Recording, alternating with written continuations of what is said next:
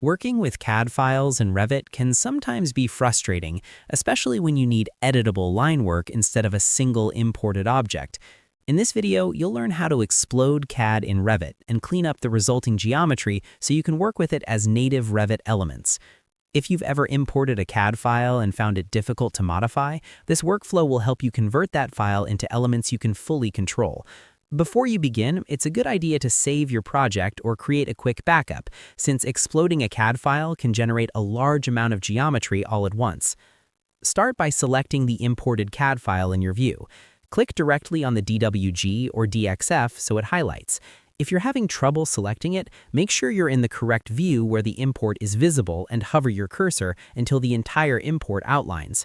You can also tap the Tab key to cycle through nearby elements if other objects are in the way. Once the CAD import is selected, you'll see special tools become available. Go to the Modify tab, where the Explode tools appear only when a CAD file is actively selected. If you don't see these tools, double-check that the import is highlighted. You may notice that Full Explode is often disabled from many DWG files, and even when it's available, it's usually not the best choice because it can create an overwhelming amount of fragmented geometry. Instead, choose Partial Explode.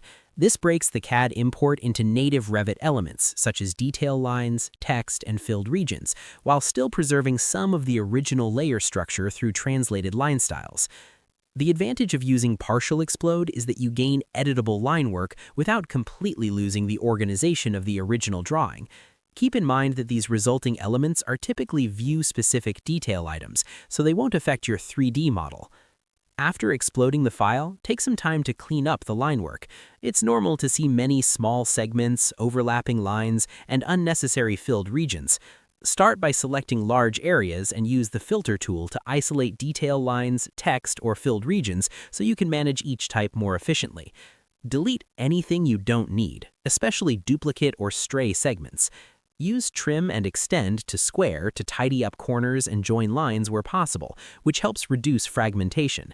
If the line work looks too heavy or inconsistent, you can reassign line styles to match your project's standards. For filled regions, check that the fill patterns and boundaries are appropriate and remove any regions that don't add useful information. Finally, pan and zoom around the view to make sure everything reads clearly and looks clean from different scales. By following this process, you can convert a static CAD import into organized, editable Revit elements that integrate much better with your project. This not only improves the visual quality of your drawings, but also makes future edits faster and easier. If you found this helpful, be sure to check out more tutorials for additional tips on improving your Revit workflow and managing imported files more efficiently.